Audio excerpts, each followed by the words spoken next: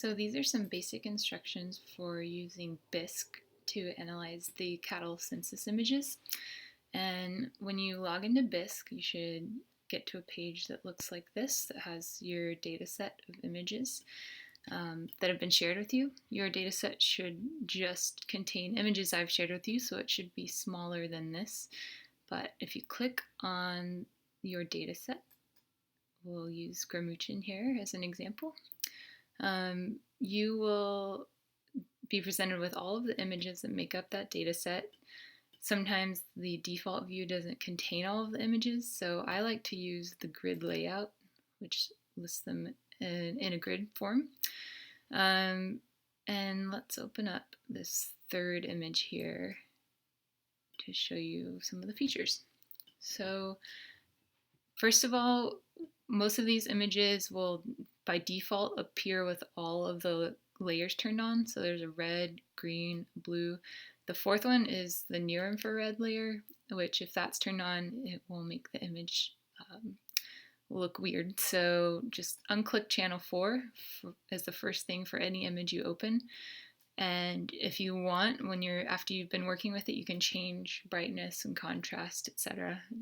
at this location as well. So right now, just turn off channel 4, close this. A lot of the basic features are pretty intuitive. So your zoom buttons are here. You can zoom in. You can see there's a boma here. And then we can zoom back out, and I'll go to a location where I know we have some cows.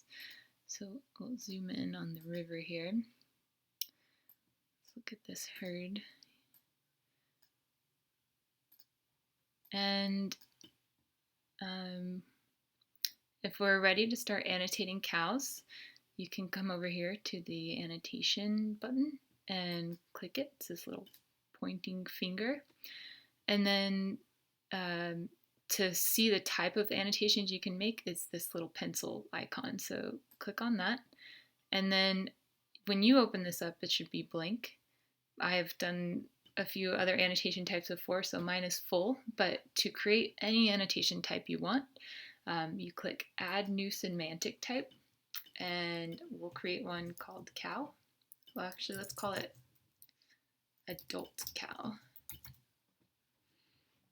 Okay. And you can annotate cows with any of these features that you want. They can do lines, polygons, circles, even text. So the most logical annotation to me is either a line or a point.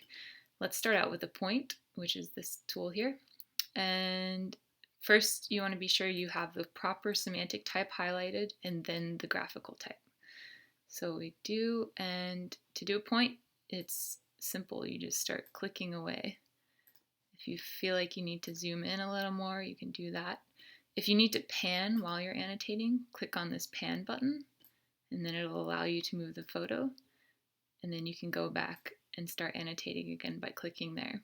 So we can, I think we have to hit cow and point again, and it will keep annotating cows as long as we need.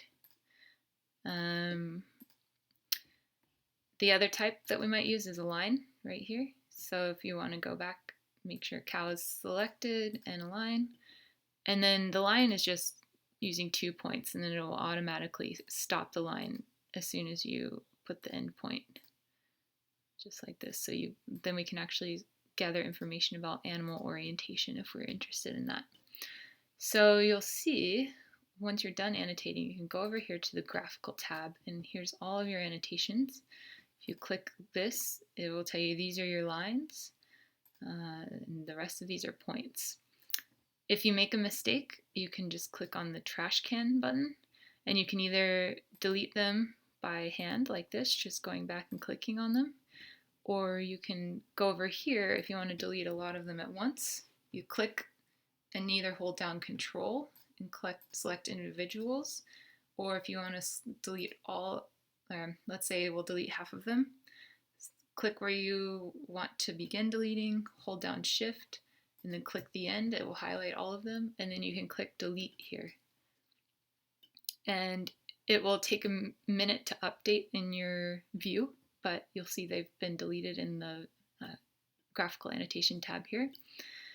So let's go ahead and do a few more. So there, it's updated. We'll keep doing some lines.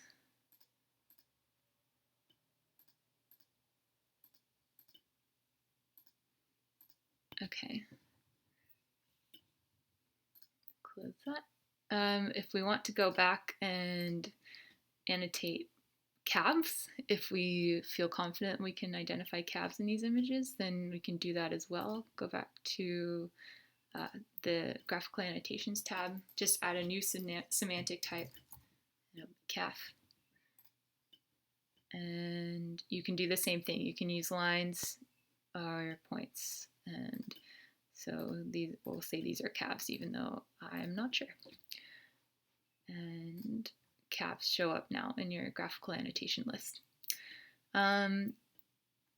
It is possible to automatically do counts with these points. It will tell you how many of each type there are, although there's some issues with that right now that we need to get sorted. So I will follow up with an update on that soon.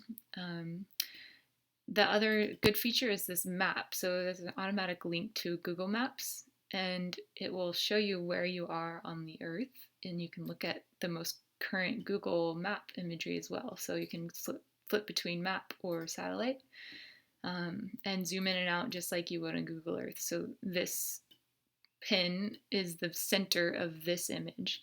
So as you zoom out, you can understand where you are in the greater context of Serengeti. You can also make this window larger. Should be able to make the window larger or smaller.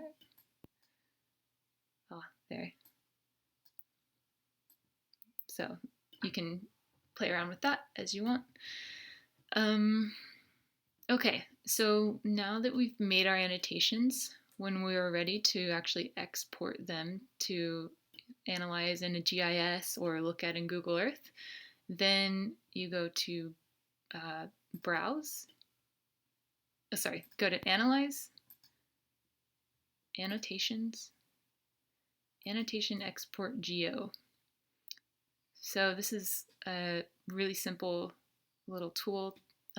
You select the set of images that you want to export annotations from. So we want to do Gramuchin, and we'll just select all of them. Leave everything else as default and just click Run. And then it will let you know when it's ready. There it is.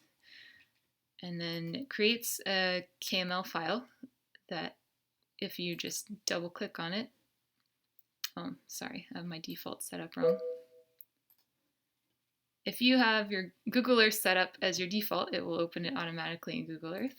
Or you can also drag it out of your downloads folder, wherever those go. And there is your KML file.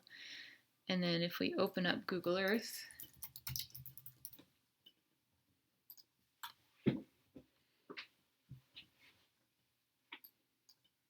and we drag this in here,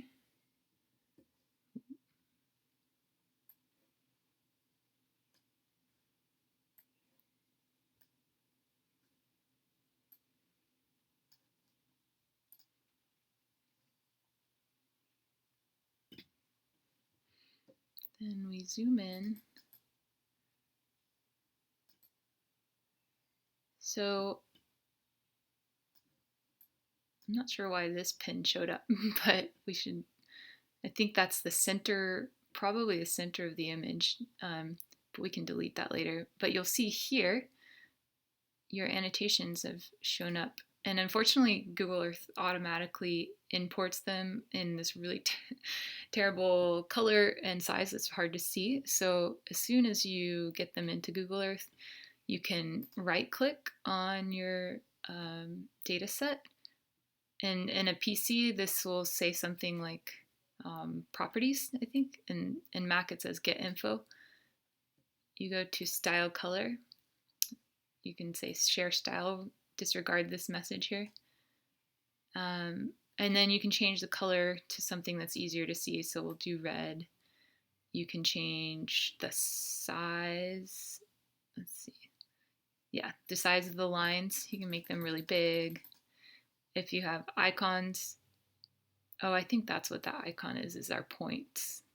So you can change the icon type. So let's change it something a little less obstructive there. You can change the size of it there as well, make it a little smaller. Let's try that. Okay, so you see our cows have turned red, and our last adult cow was that was a point, has been changed. So, and then we can now view it in, you can look at all the historical imagery, pull it up, and look at it in different contexts, or bring this into GIS, measure all different spatial attributes of these herds. So I think those are the major points of Bisque, and I will follow up later with additional tips if people are needing them. Thanks.